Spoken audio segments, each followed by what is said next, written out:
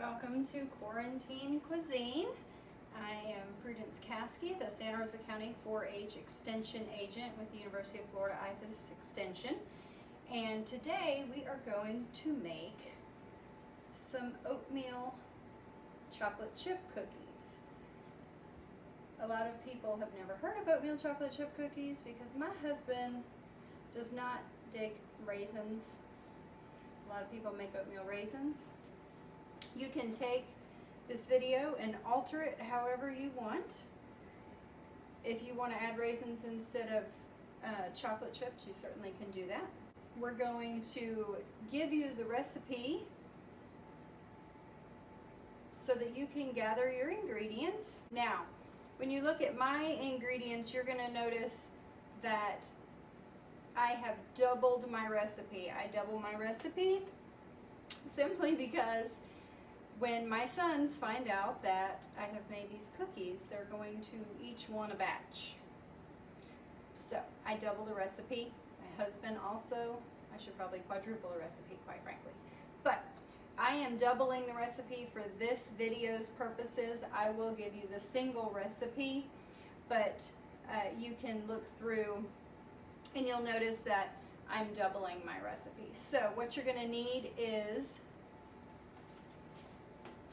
the recipe, and you're going to use 2 sticks of butter, softened, 1 cup of firmly packed brown sugar, and 1/2 cup of granulated sugar, 2 eggs, a teaspoon of vanilla. This is our wet ingredients. Now our dry ingredients, you're going to have 1 1/2 cups of either self-rising or all-purpose flour. You're going to have 1/2 teaspoon of baking soda, not baking powder, huge difference. And the recipe calls for 1 teaspoon of cinnamon. However, my secret for this recipe is that I do not use cinnamon. I use pumpkin pie spice rather than cinnamon. It gives it a neat little twist with the oatmeal. You can use cinnamon, but I use pumpkin pie spice. And then we're going to mix all of those ingredients together prior to adding them to our wet ingredients. Then we'll have dark chocolate chips and oatmeal. So with the chocolate chips, I have milk chocolate chips mixed in with a bag of dark chocolate chips.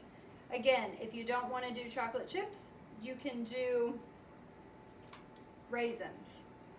I also use quick oats, and again, I will put this recipe on the beginning of the video, the end of the video, and probably in the comment section as well for you. So, let's start making some cookies. Wet ingredients over to our KitchenAid mixer, and you're going to add your softened butter into the mixer.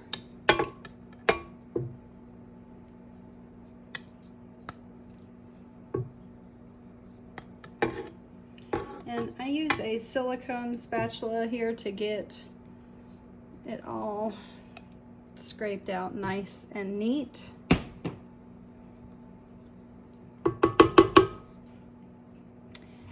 And the next thing we're going to add is 1 cup of firmly packed light brown sugar, along with 1/2 cup of granulated white sugar.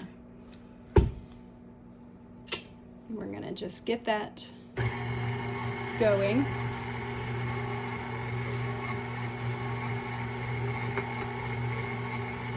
And as that starts to mix together,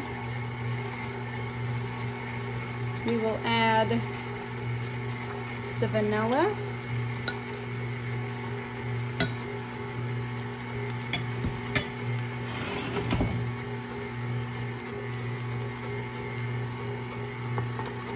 and our eggs. You're going to add 2 large eggs, and it's best if you can let your eggs sit out at room temperature. Now you might have noticed in that shot you saw 5 yolks go in there, and I have Bantams that lay my eggs for me, and so when I use my Bantam eggs I just use 2 of them because they're extra small. So this is what you're going to have your batter look like. This is your wet ingredients. Okay, so our dry ingredients, we have all-purpose flour, and you can use all-purpose or self-rising. Now the difference between all-purpose flour and self-rising flour is obviously one will rise all by itself, and the other one you will have to add ingredients to it to make it rise. So what you always want to do is you want to mix your dry ingredients together prior to adding them to the wet ingredients. So if we stuck this flour in there and then we stuck the baking soda and the pumpkin pie spice in there, it would not be mixed all together very well. So what you're going to do is you're going to add your dry ingredients, and again I'm doubling this recipe. So I've got 2 cups of all-purpose, actually I have 1 cup of all-purpose, 1 cup of self-rising because I was trying to get it used up in my house. And now this is something else that I add just to put a little bit of protein back into, and again purely optional. What that is almond meal that I use just like flour, and so I will mix these all together, and then we will add them, now that it's fully incorporated, we'll add those dry ingredients into the wet ingredients.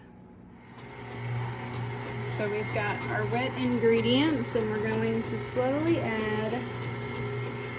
Okay, now we've got all of our dry ingredients in there.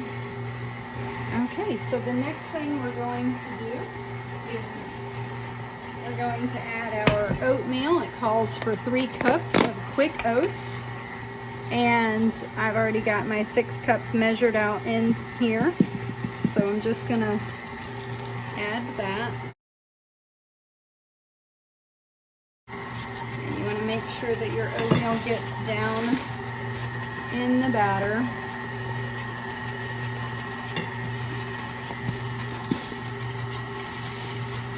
And we just got about a half a cup more.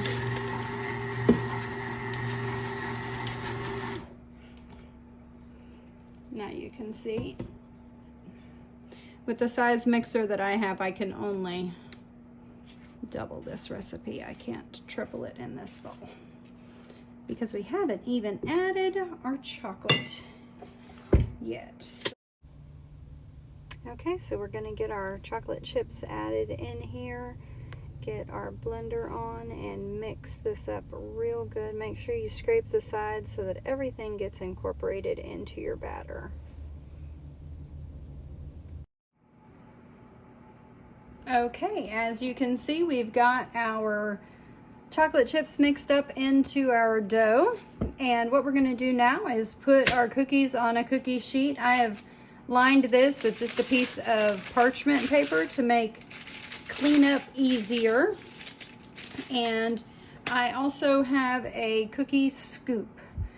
I like this because it keeps my hands for the most part out of the cookie dough, and I don't have to form these by hand.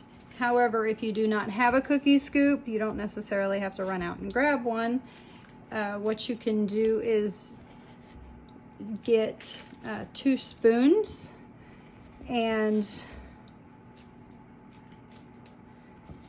make balls with 2 spoons, and I will show you how to do that. You can use 2 spoons to make your cookie balls just like that. They're pretty close to the cookie scoop. The scoop is a whole lot faster, and I got one for Christmas one year, so I was excited, and I use it all the time.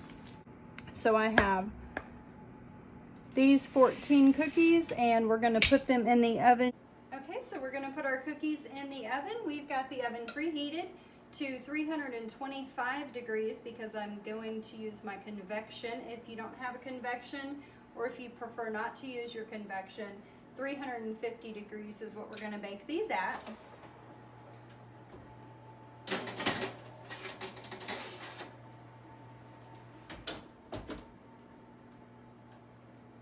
And I will put these in the oven for about 8 minutes.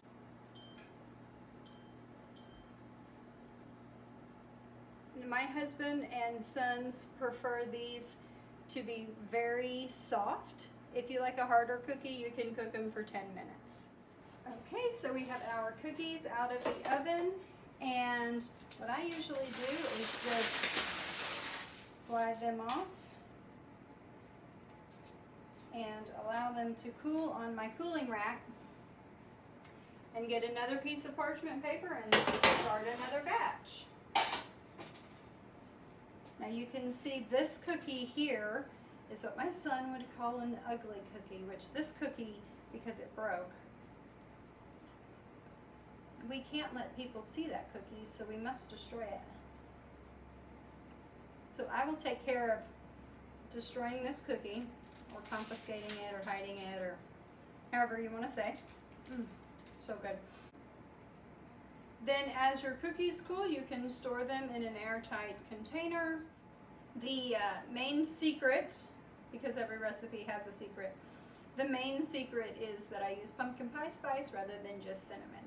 And I'll put that recipe up here for you, and enjoy your baking of some oatmeal chocolate chip cookies. And thanks for watching Quarantine Cuisine.